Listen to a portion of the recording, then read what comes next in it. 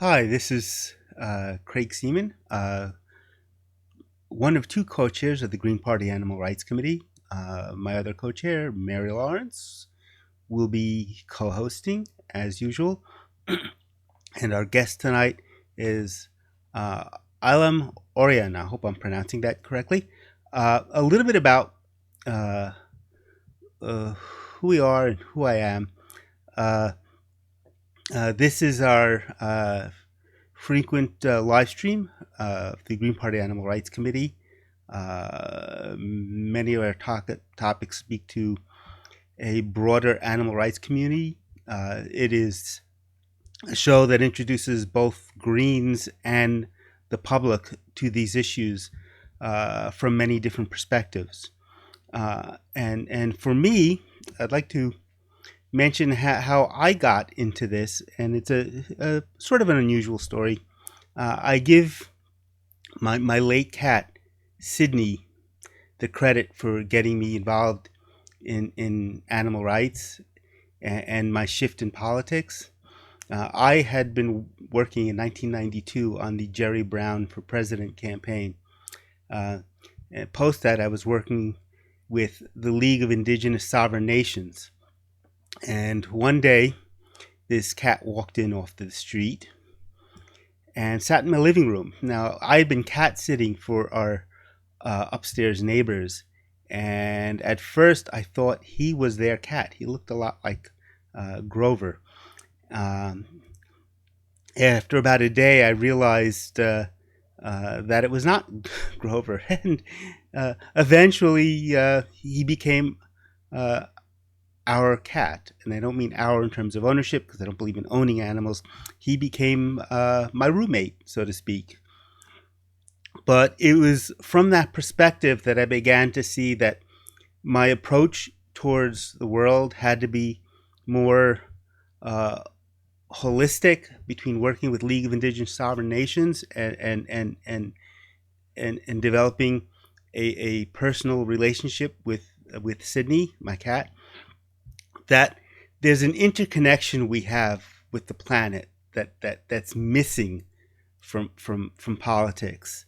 Uh, a lot of politics revolves around uh, us with the supposition that we are the dominant life form, and it's what we do for humans.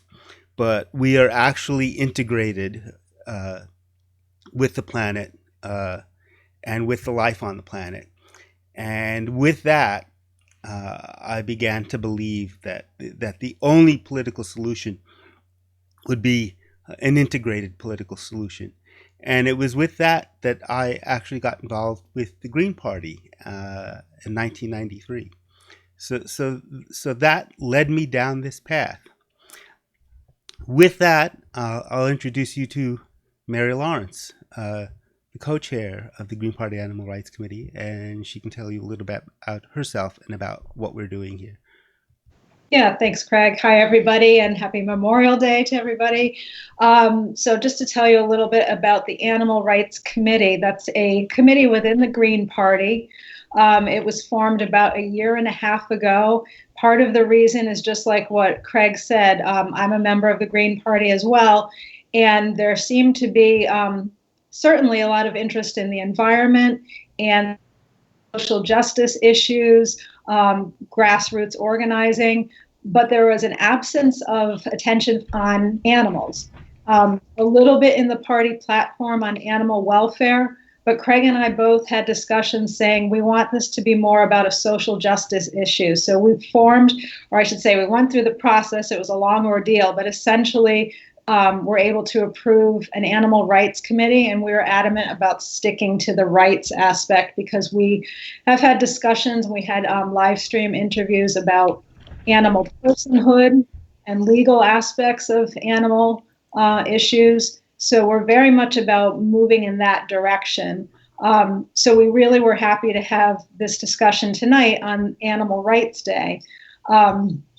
And it fell right into our mission as well of getting that message communicated among all the other Green Party issues. So if anyone is interested in learning more about the Green Party, I recommend checking out the Green Party on their website, checking out the Green Party Animal Rights Committee. If you're already a member of the Green Party and you're interested in getting involved, 3 people in each state can become active members of the Green Party Animal Rights Committee and help move this mission forward locally, statewide, as well as nationally. And we're also working with other Green Party animal welfare and animal rights committees around the globe as well. So we really want to make this a worldwide effort.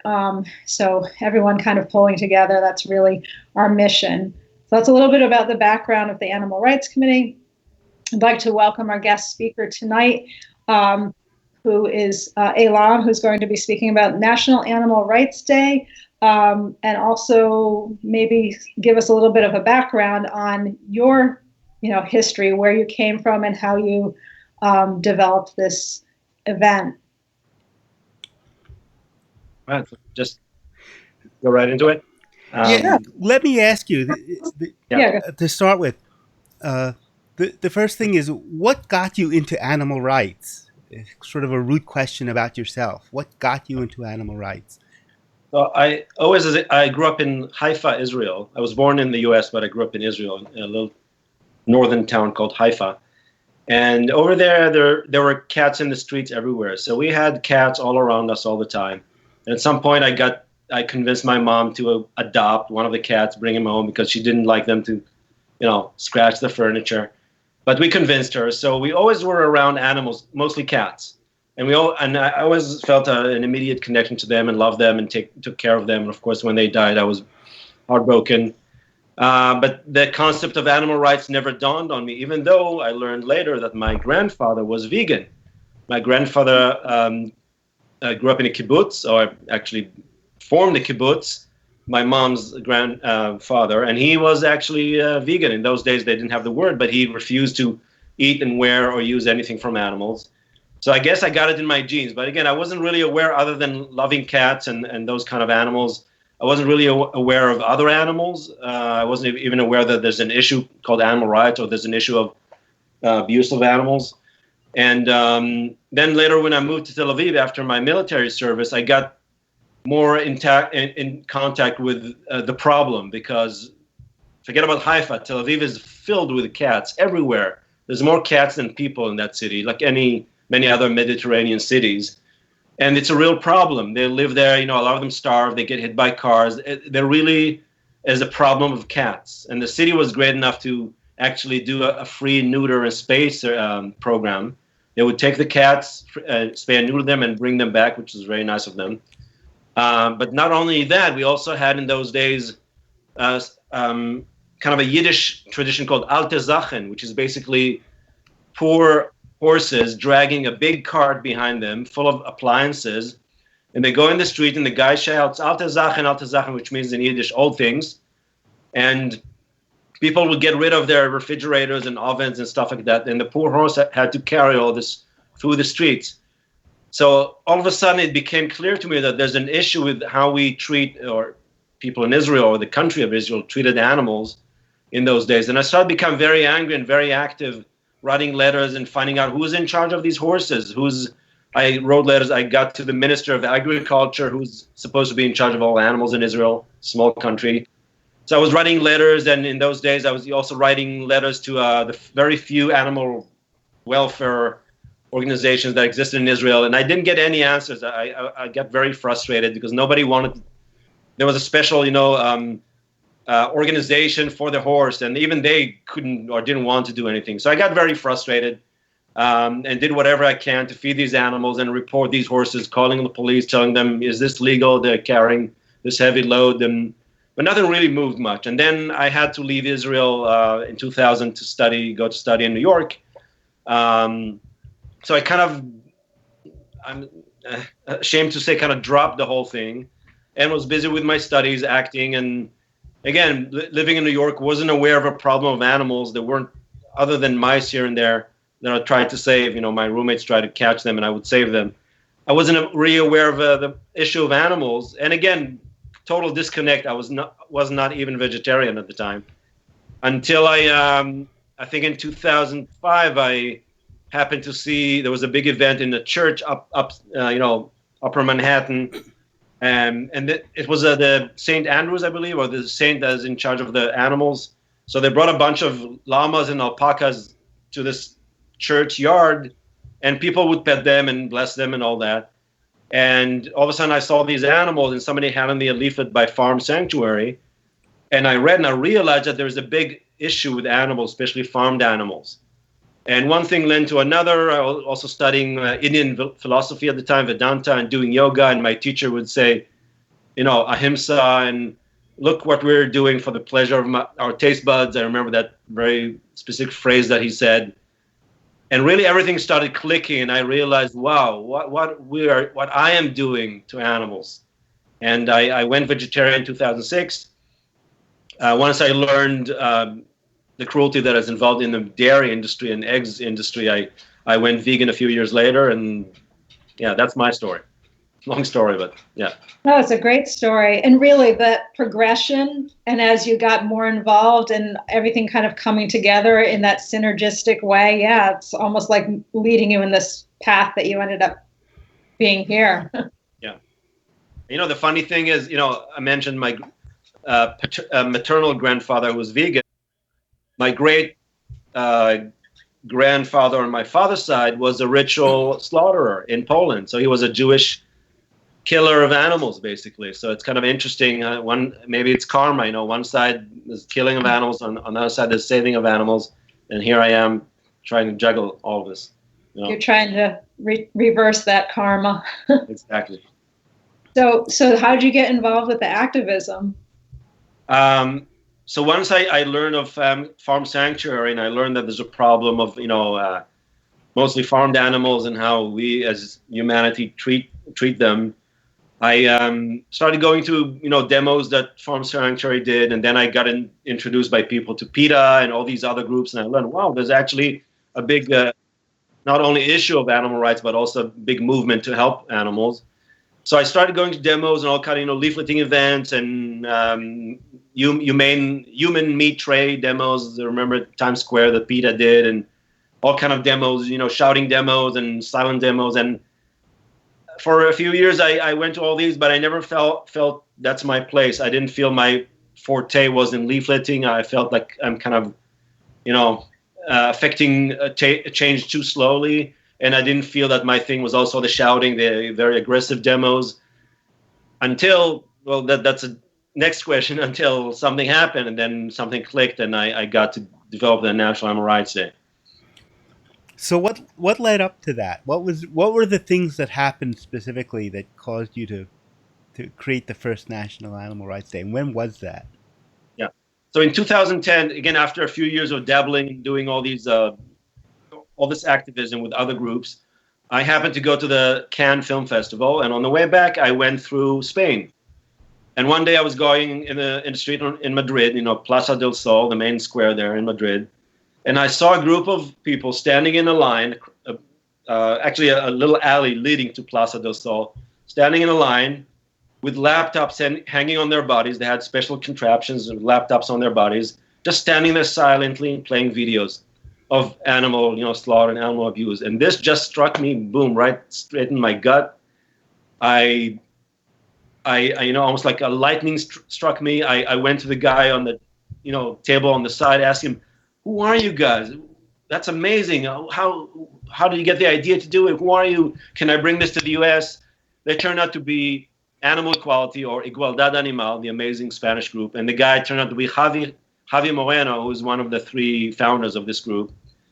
And he gave me some info. At the time, they weren't ready to bring this to the U.S., but this just struck me because I realized that's the thing I want to do. I want to affect change. I'm also an actor and I'm a filmmaker, so I want to use the power of video and film to affect change on a massive scale, and also use this silent, very respectful approach that we're not saying anything, we're not shouting at you, we're not making you wrong, you, the viewers. We're just standing there and showing the truth, the reality to you, and you can look us in the eye, but you think what you want to think, you feel what you want to feel. We're not blaming you, we're not telling you bad, good or bad. We're just showing it to you. very respectfully, very silently, like almost like a little army unit, but peaceful army unit. So that I realized that's the thing I always wanted to do, and that's what I tried to bring to the U.S. So I got a group of friends in New York at the time, and we started doing these kind of demos in Union Square, just video demos. And we found very quickly that the laptops don't work in New York City for some reason. So we hauled a big ass TV to the middle of Union Square, found a way to plug it to some electricity, and just played Meet Your Meat and a bunch of videos like that.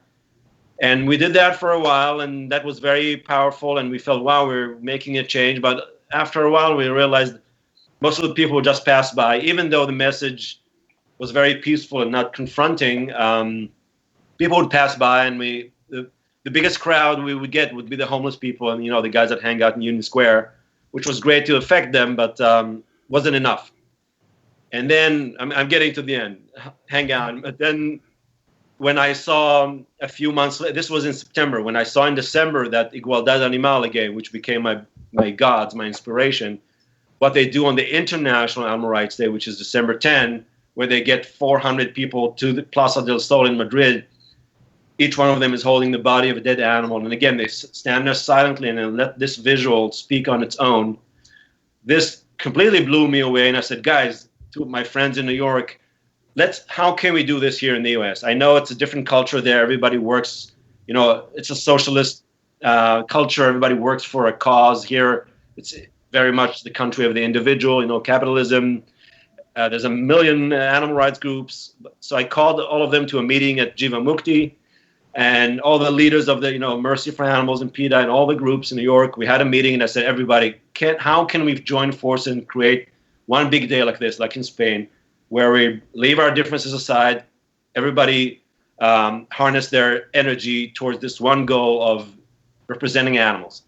And after a few months of working on it, I had a lady called Zelda Penzel who was the co-leader with me, pushing this through. A lot of groups fell off. And what ended up happening, which was more or less the vision that we wanted to do, we decided to call it the National Animal Rights Day. We didn't have a better name for it, and we just said, let's try that. And that was the first National Animal Rights Day in June 2011 in New York. So how, for that first day and over the years, how has it progressed, and have you stuck with that format? Or for anyone that's unfamiliar with it, maybe you can let them know what they might expect. Explain the meaning of the ceremony and any controversy that might have been around it, because it's very different. The first year we didn't have what you're looking to, which is the bodies of deceased animals like Spain did. We just used posters of all kinds of abused animals, and we played a very sad piece of music, and then we flipped the posters and we showed the same animals how they could be happy and free if they were free. And we had some speakers and some singers, and we found out that we kind of created this format that we start with a funeral service that commemorates the trillions of animals that die every year. We start on the sad side. But like I'm used to from funeral ceremonies in Israel, where you go to the cemetery, you cry, and then you go home and you eat, then you laugh and you chit chat and you have a good time. I kind of naturally adopted this format, and so after the ceremony, we had this celebration of booths. We brought vegan food, we had speakers, entertainers, and we found that people really needed that, because people feel people need to channel those very strong emotions of the ceremony into something that ends on a hopeful note. We realize people don't want to go home all depressed by the sad reality. We want to end up on a hopeful note and empowering note. So we realize this format really works, beginning with the ceremony, and then ending on a happy note. The celebration not only celebrates us as a community, but it also celebrates the big steps that are being made every year towards helping animals. It also functions to educate the public that is watching the ceremony and feels something here and wants to change their lifestyle. We educate them, we show them how easy it is. So we bring the vegan food. We had a vegan fashion show one year. We have all kind of, we had vegan shoe designers and clothing and all kind of stuff like that. So that's the format of the NARD National Animal Rights Day events. And after I moved to Los Angeles, the activists here, when I met with them for the first time, we entertained the idea of how about we introduce the deceased animals aspect that by then has been done in Spain and also in Israel, in Australia. So a few other countries have done it, these ceremonies, and we decided to give it a try. And Spain, helped us. Australia helped us in how to do it, the technicality of how to do it. But basically, for people who don't know, as part of standing in this ceremony, a very respectful, silent ceremony of just showing the public the reality of what they're in a way responsible for, what we do to animals. Instead of showing posters of animals, we have the real bodies of all kinds of animals that died on their own. Pigs, goats, chickens, turkeys, sea animals, fish, lobsters, any animal you can think of, cats, dogs. And we just hold their bodies in public like one would hold their cat or their dog or their human baby. And we just hold these bodies and we show the public, look, this is a pig, this is a baby pig, in case you've never seen one because you're just used to see a piece of meat on your plate. That's where it comes from. That's a baby pig. That's how they look like. They're not different than your cat or dog. And you make the connection. We're just showing them to you. You feel whatever you want to feel. You think whatever you want to think. And people usually get the message. So the idea is not to shock or scare anybody. And the animals are, by the way, not gory or bloodied or cut up to pieces. They're whole and clean. We clean them. We take good care of them. But the idea is really to bring those animals from the hidden chambers and the slaughterhouse and the farms where people never get to see them in the flesh, bring them out to the public and in a way present them in a very respectful and loving way. And I might say that one criticism that these events have gotten, not only us but around the world, is that we're using these animals anywhere, or this is done for show or anything. And I want to emphasize that that's completely not the idea. When you have human loved ones that have passed away, the guardians of these humans decide on their behalf. Do we want to show them in an open casket? Do we want to bury them in a casket? Do we want to, like the Jewish burial, do you want to bury them in white sheets or how? So we kind of decide for them what is the best way to memorialize them and honor them. And we decided that the best way to memorialize these animals is to hold them, show them in public in a very respectful way. And after that, of course, we either bury them or cremate them and spread their ashes in another beautiful ceremony. These animals that we get, of course, haven't been killed for us. They all died on their own in different places. We don't pay for them. We take their bodies for free.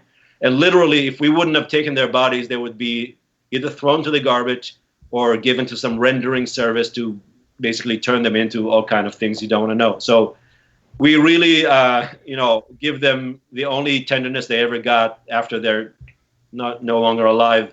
But we respect their bodies. We show them in public for maybe 20 minutes, half an hour, and then they either get buried together or cremated together, and we spread their ashes.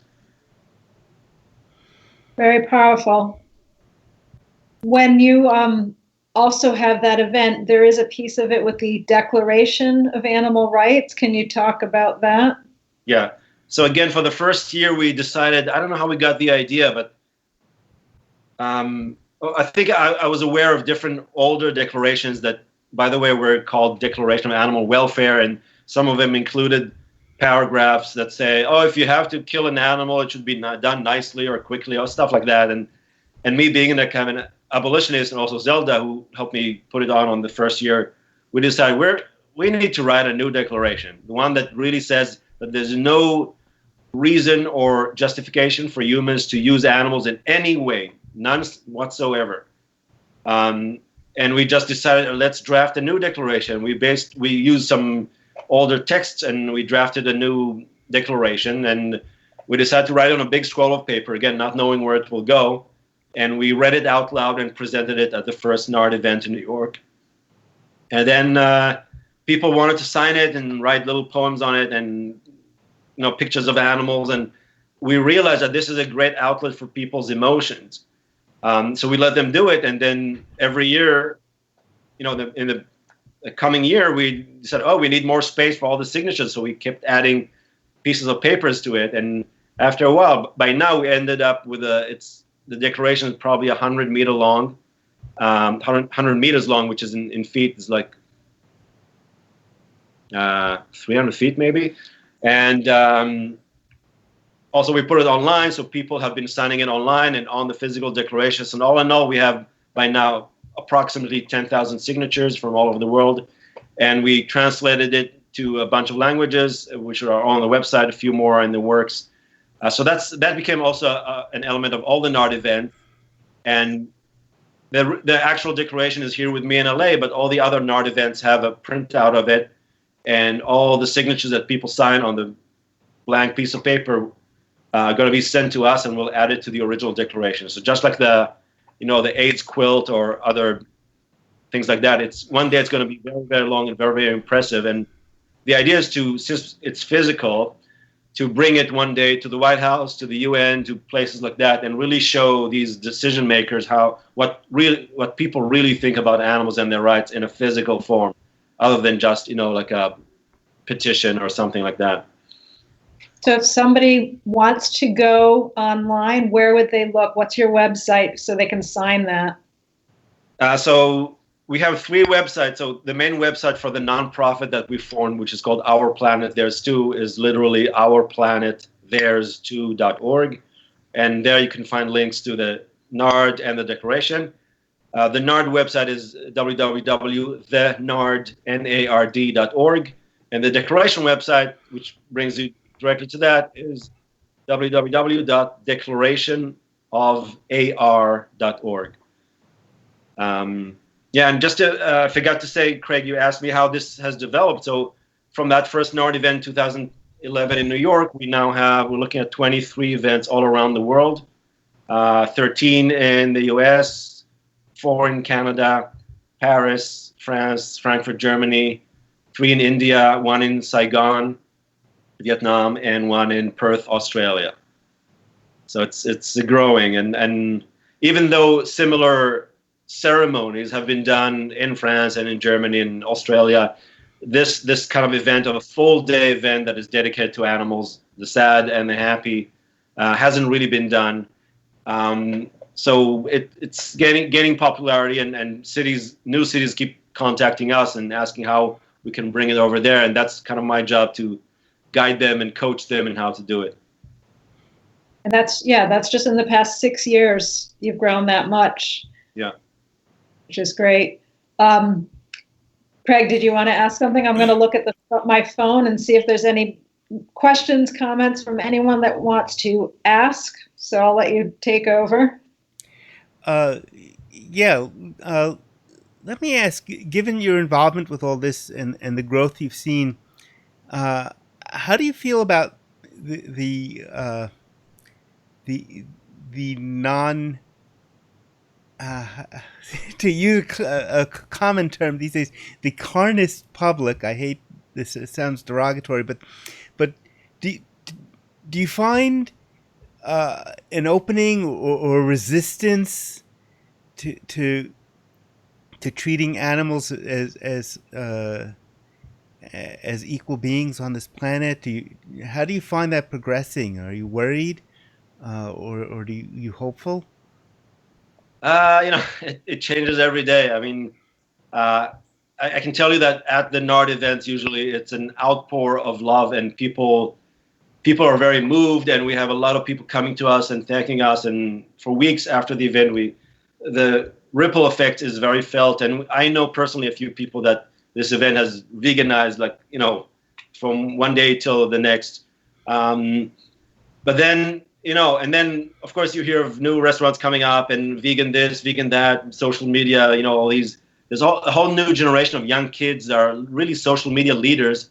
They're all about vegan something. So there's the vegan gal and vegan this and vegan that, and all preaching to their choirs, which are really that's the new kind of these are the new cultural icons and celebs. So they're all preaching veganism to those. So when you see those and you go to all these veg fests, like for example Veg Fest in LA, which is really big, 15,000 people, come there, you feel very hopeful. But then when I get to travel, or I go to fly somewhere else, or I go to an airport, and you see literally that every little restaurant there serves meat and only meat, and you can barely find a piece of bread to eat that is vegan, you kind of get depressed. You kind of feel we're not really going backwards. Maybe we're in a bubble.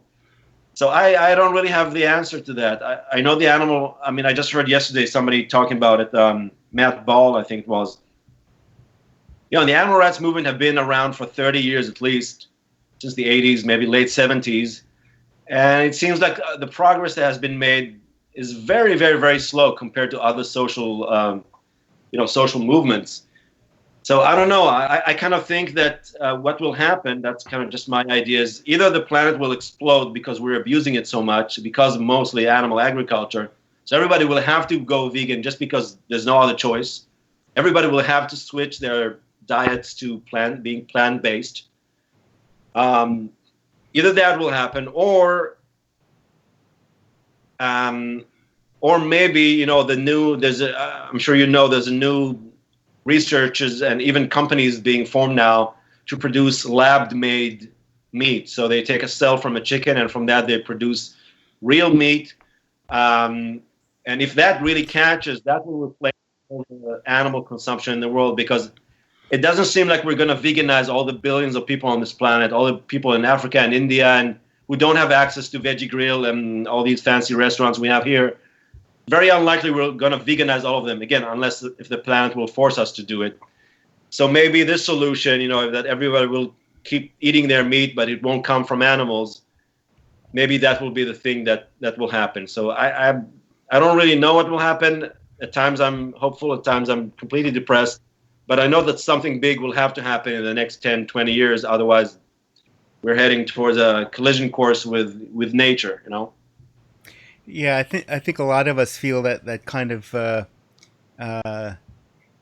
ambiguity, being pulled in the two directions. I mean, right now, this is science, and you alluded to it. We're in the 6th great extinction. I mean, it's here, it's happening, and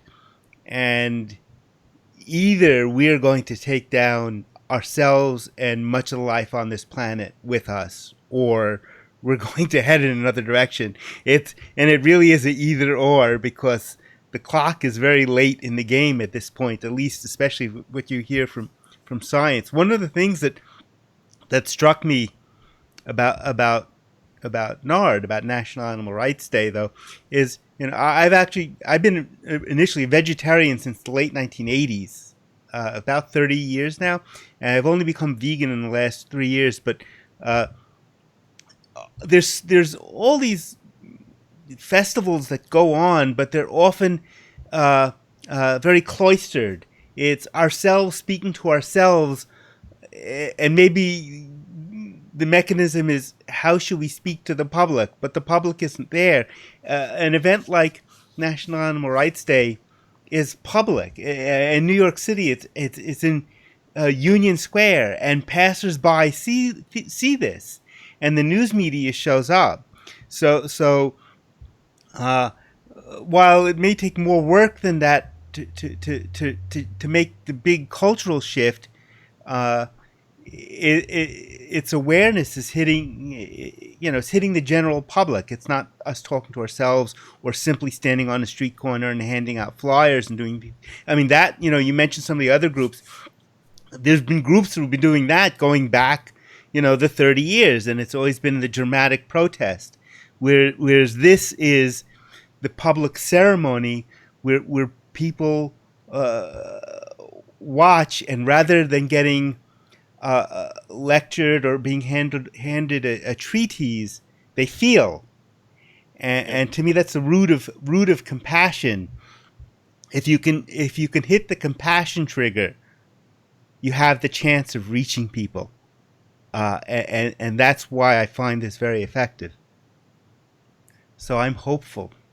Well, I agree. That's why we make it a point to do these events in public places, and also, the ultimate goal is, we're celebrating Memorial Day today. The ultimate goal is that this will become the Memorial Day for animals in every city. So just imagine if every city around the U.S. or the world had a recognized National Animal Rights Day just for Memorial Day, and everybody knew it. If it were a part of the culture, everybody knew about it. Just imagine the impact that would have. Animals getting their own day where everybody thinks about them, commemorates them. Hopefully one day when we won't eat animals, it will really just serve as a memorial day, just remembering what we used to do to the animals, like, Holocaust Day in Israel, which that's the function of it, remembering what happened and never again. So, yeah, I mean, I just saw recently a post on Facebook in Turkey. Recently, they had these riots because of the country was the way they were treating LGBT people. I think that was the thing.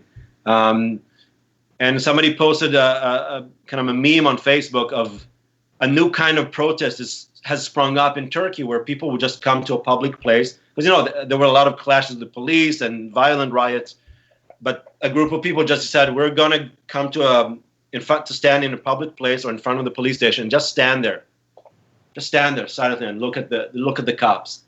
And they realized that the power of a silent, non-confrontational, non-violent protest is really strong because you're not putting them in a fight or flight mode.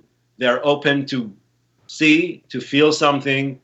Yeah, I just feel, I respect all kinds of activism, and there's, all kinds of groups that do all kinds of activism along the gamut, for the most peaceful vigils to the most, aggressive, disruption, so to speak. So I respect all of them, but from my take, and that's why I got from the group in Spain, that's why it blew me away so much, is that if you want to affect those people that are watching, if you're pointing the finger, or if you're blaming, or if you're shouting at them, people tend to close up and get into a survival mode, fight or flight mode, and then either they flight or they stay, but they feel very attacked and their adrenaline running. They're in fight mode. And when you don't do that, and you actually provide a safe space for them to come closer to you and want to engage, and then, like you said, feel something here. So not on this level, I should go vegan because of global warming, but compassion level, like human compassion. Look what we're doing to these little beautiful animals. Then I think, like you said, we have a chance to reach to them and maybe affect some deeper change.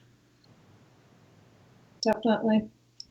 I just want to give some thank yous because there's a lot of people listening in. So thank you, everyone. And mostly everyone's saying just that, thanking you, Aylam, for speaking and sharing your story. So Nam, Carolyn, Mamish, Phyllis, Claudia, Rachel, Sageno. If I say anyone's name wrong, I apologize. Joshua, Jess, Rachel. So thank you, everyone, for listening in. If anyone has any questions or comments, so we have one comment from Phyllis saying, people, please Google Mark Ching of the Animal Hope and Wellness Foundation. Also, House Resolution 1406 to end the dog meat trade in the USA.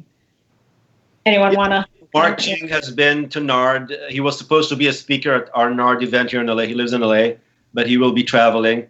He's, good friend of ours, and we respect the holy work he does. He goes to Asia, to China, and saves dogs and cats from the cat and dog meat trade. Of course, it's all related. I mean, yeah. I mean, this is very important. Literally going and saving animals whenever you can. So everything is important, of course. One thing I find interesting about that, because I've been recently I've been shooting videos of some of the actions around the dog meat trade.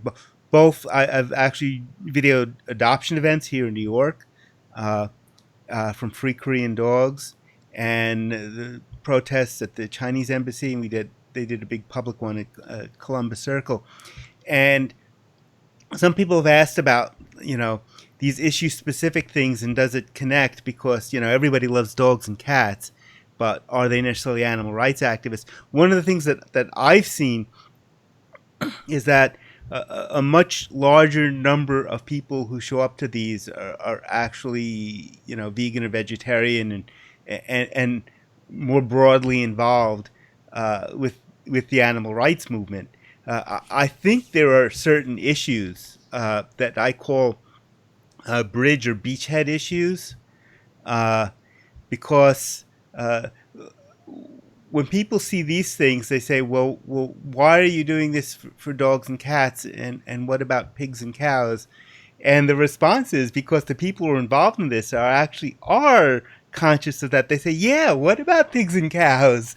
Rather than saying, oh, we're not thinking of it, because the people involved are actually animal rights, more broadly animal rights activists, and respond back. Says, yes, there's a problem with eating dogs and cats because we perceive them as companion animals, but pigs and cows and chickens are our companions too, just because they may not by and large be in our houses, although if you go to a sanctuary, they're part of that community.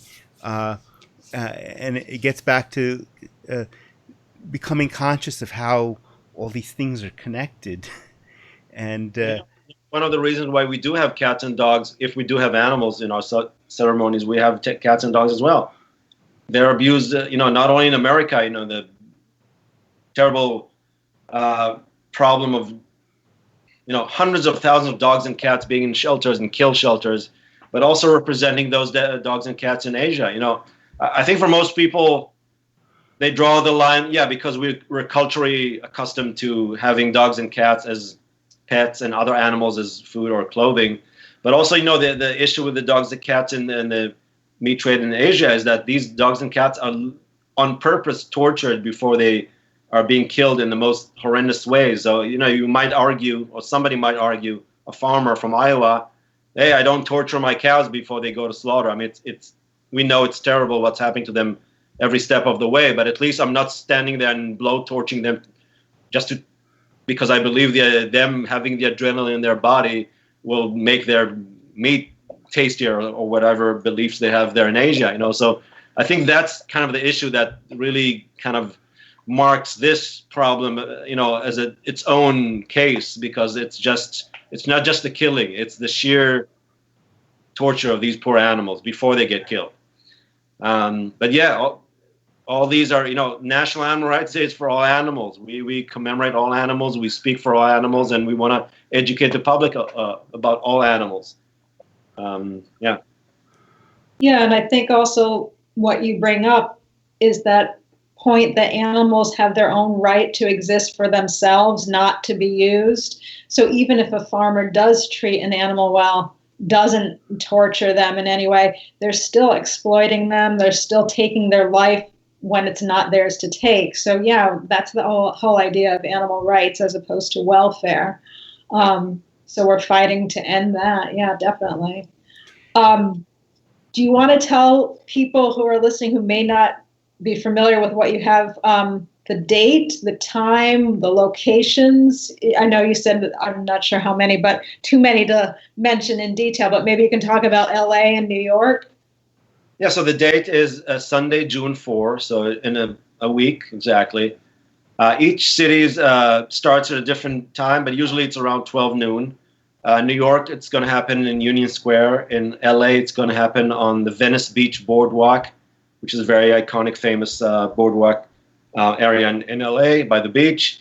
Quickly, I can tell you which cities we have in the US. We have DC.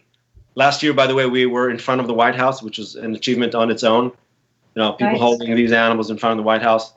So wait, I have to stop you there. Are you going to be able to do that in DC this year?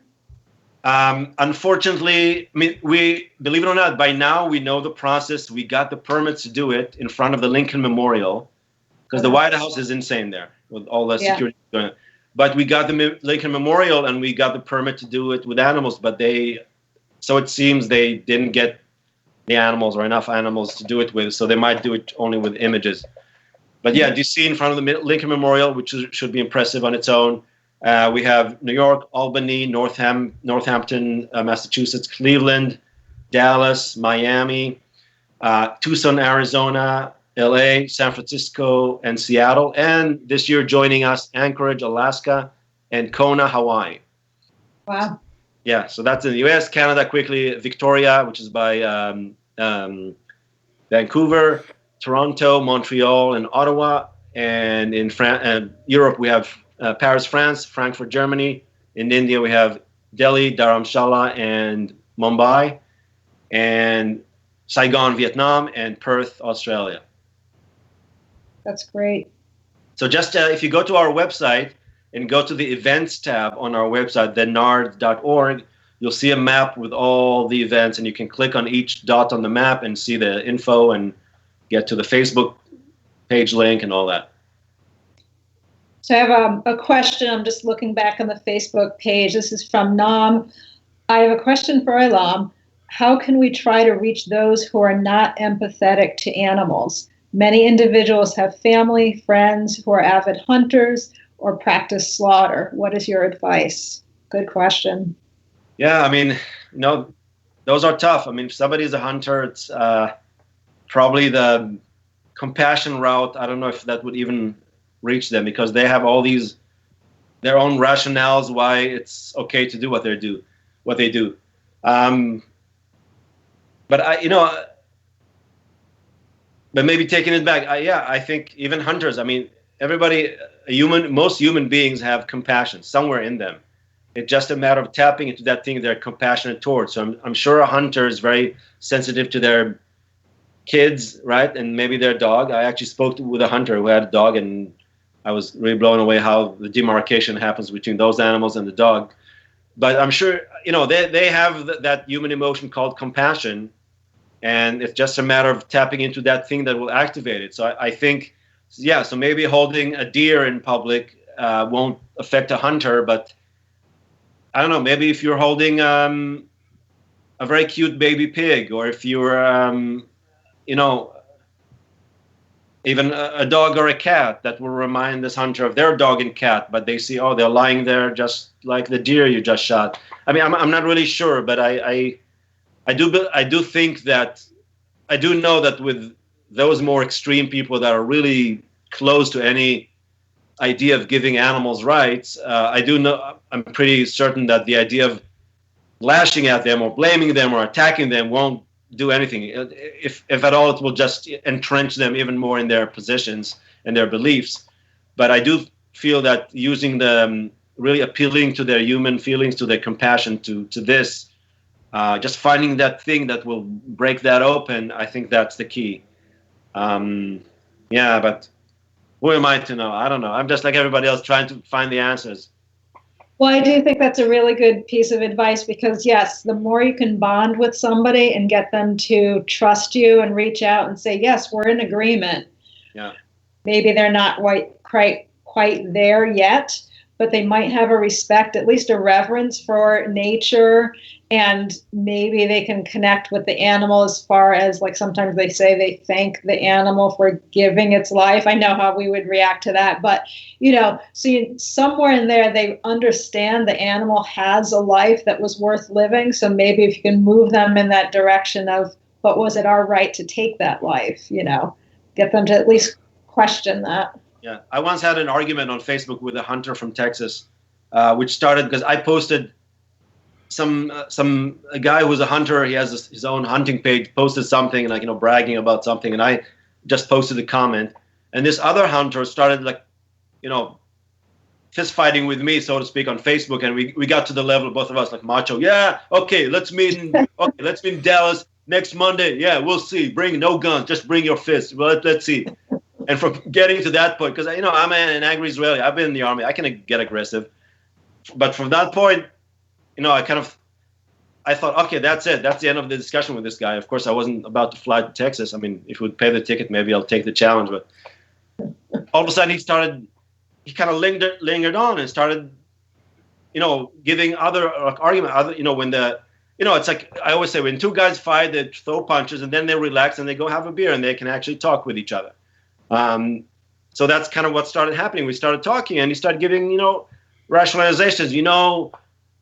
It's not that I like killing them, but there's a problem of overpopulation, and we have to help. And even when we kill them, it's humane. So he started giving, kind of giving reasons and kind of tapping into maybe his own guilt feelings about doing it.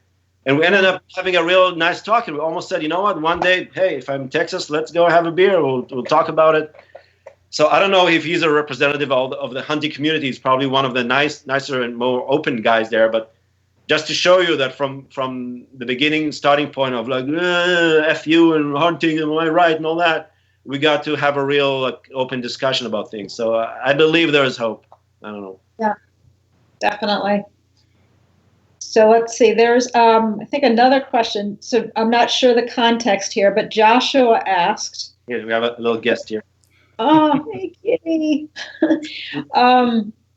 So I'm not sure if this is like in reference to something you might have been saying, but Joshua asked how to separate objective morality from opinion. Objective morality from opinion. So I'm going to look back and see. If objective morality? I'm looking back to see if he had other comments. So the issue of personhood. Non-humans are entitled to their lives, and we otherize them as being less than us and therefore excluded from the moral community. I hope I read that right. So this could be like he could be responding to some of the things you were saying, so I'm not sure. I'm taking it out of context. So Joshua, if you're still listening and you want to rephrase that question so in a general way. I don't know if it was related to the hunters, but anyway. And then Teresa responded, I think this was related to the hunter question. Let's see. I have a friend with animals, but they still don't want to know what goes on in Asia. They're wiping out the wildlife. So just, I think, some comments in response to what you were saying with the Asian meat and with hunting. But so I don't know if any of that, just to kind of bring up, if you think of anything, feel free to spout out. But I wanted to ask you to tell us a little bit more about the overall nonprofit. You said their planet, or sorry, our planet, theirs too. Should be their planet, ours too. Yeah, right. The way around. So how did you come up with that idea, and what? I love your kitty. I had a tuxedo kitty that passed away 2 months ago. I miss him so much. So this is like his presence through your kitty.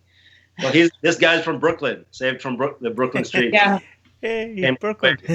All the way with me to sunny California, right? Nice. Sorry, the question was. Oh, you're a nonprofit.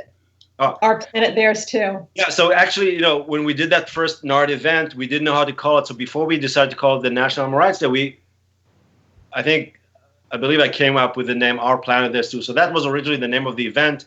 And then we kind of liked it, and we decided to call it the name of the nonprofit. And because it really is, we all share this planet. It's not that it's our planet and they belong to us. It's theirs too. I mean, like we said a second ago, they were here first, and we're kind of intruding into their space in most places. Even I look at a city like LA, which has a lot of what they call wild animals, raccoons and possums and squirrels and birds. It's a real issue here. I mean, and coyotes, of course, mountain lions even. It becomes very clear that we are guests here in their territory. They were here first. There's many more of them here than us, and but we of course think otherwise. But yeah, Our Planet Theirs Too. That's the name of the nonprofit. We have a nice logo of the globe with all kinds of animals and a human, but he's small and he's crouching, so he's not dominant there. He's just sitting there, and he's probably smaller than most of the other animals. Yeah. Good. Do you have anything in closing that you'd like to say that we haven't discussed that people should know, or that your kitty wants you to say? Looks like he's offering a reminder for something. Yeah, he just ate 5 minutes ago, so I don't know what. Right. And in closing, I hope people will join us on this and help us make this day really what it is, a national day for animals. If there's an event in a city near you, and again, you can find it on our website on the map, please come. If there's no event in a city close to you, talk to us probably after this Sunday. Talk to us about how to do one in your city, and we'll guide you. We have these conference calls with all our organizers, and we'll give you all the resources and some monetary help, and we'll help you do it. So just get in touch with us. Our contact email is on the Our Planet There's Two website, which is again Our Planet There's THEIRS, that kind of There's two TOO.org. Okay, great. And Craig, do you want to wrap things up? Let people know how they can hear this and view it again if they caught the tail end, or if they want to share it with friends who are not able to view it live? Yes. First of all, I'd like to thank our guest, Aylam, for being here and explaining the event, because I think, as it spreads, there are a lot of people who've watched it, heard of it, and understanding the background. I think is a real help. And this live stream is also recorded, so if you're one of the people watching it, and there are many people there, across the country, thousands who've been to this event, and probably thousands more who are interested, share the stream with them. This is on our Animal Rights Committee, Green Party Animal Rights Committee Facebook page. Just use social media's share function, and you'll get to hear from the founder the story behind it, which is important. I think, history in terms of the event, and I think it will be significant as animal rights activism moves forward, because as I've said, there are all sorts of events that are very cloistered, but this is one of the very few big public events, and growing, and that's very important that it's growing, and it speaks on a level, from the heart. So do go to our Facebook page, Green Party Animal Rights Committee, and share it. And you may even record it off the page and share it in other ways. Get involved locally with both the Green Party and National Animal Rights Day. Spend the day and travel. If there's a nearby city, or if you're in the city, just go. It's actually a worthwhile way to spend an entire day, from the ceremony to the activist tables to the food tables. You really get a very thorough depth of the area, of the interest and of the issues between the speakers and the food, and the heart that's shared. So you like a lot of people have contacted us, and you're vegan and you really feel alone, nobody there is like you, come to these events, travel, go down to New York City. The element of having all the animal rights and vegan community coming together and empowering you, even just alone, is worth it. So you don't feel alone, and you get support, and that you're not alone, because there's literally hundreds and thousands of people around the country and the world that think like you. So come and meet them. Yeah, and just as I talk about people like involvement politically, because people initially feel very alone when they culturally they feel like they're in their personal milieu is different than their community where they live. Be the self-starter. Sometimes it's up to you. And if you're not in a big city and you're a small city, do a small event and reach out to the community, and you'll find out there may be a few dozen people, and those few dozen will reach the hundreds around them when an event like this happens. This is how things spread. And I think eventually, as we progress, we're seeing a couple of different approaches towards making this happen. I mean, one, as somebody who's a political activist, I do think there are legislative things we can do that can connect And again, there are many ways to connect. That's why. Just in terms of the dog and cat meat issue, there's a House resolution that people are lobbying, which is to condemn it in Asia. But there's also a bill, HR 1406, to make it illegal in the United States. And this is the interesting thing when you bring things home. 44 out of 50 states, it's actually legal to slaughter and serve cats and dogs. Of course, getting involved with that issue, I think, will connect people to the broader animal agriculture issue politically, because what I found, even in issues like puppy mills, it's the animal agriculture money behind it that tries to block these advancements. And I think as people see it firsthand, they become more active. And it also affects who we put into office, because we then know the interrelationship. And there's the economics behind it. Talking about how you deal with people who may not have the compassion thing yet, or have that wall. For some of them, it's the economic thing. There's so much going on in terms of the subsidizing of animal agriculture, which actually makes it a challenge when you artificially lower the cost of meat and dairy. People don't see the economic advantages of becoming vegan. Of course, if you end those subsidies and subsidize those moving, from Elmhurst Dairy in New York City is a big example. They were the biggest dairy in New York City.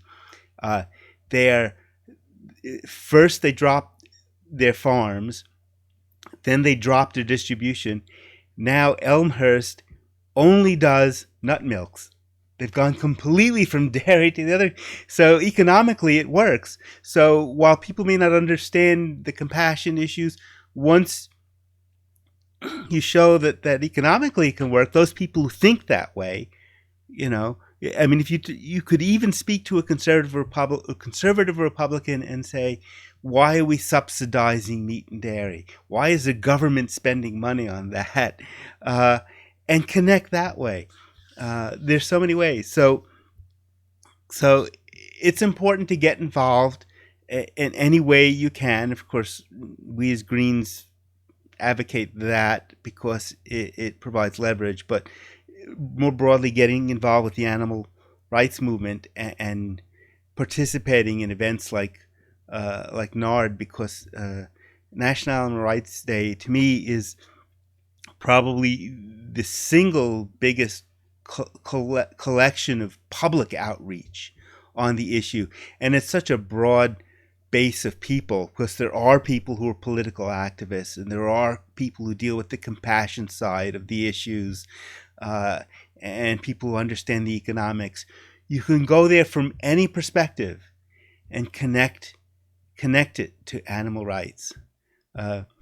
So with that, I'll bid everyone a good night. And Mary, if you have anything to add.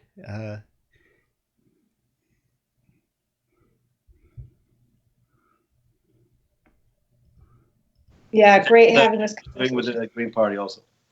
Thank you. And thank you everyone for listening tonight.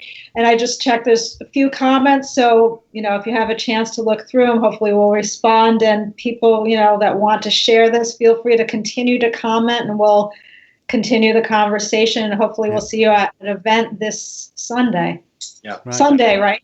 Sunday, yeah. Sunday. Yeah. Sunday, June 4th.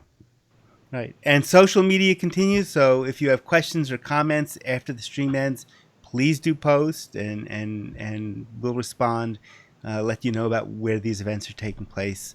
Yeah, maybe tag our website and our Facebook, Yes, so people can find out more information. Awesome. Absolutely. You guys again. Great. Thank you. Thank you. And good night. Good night.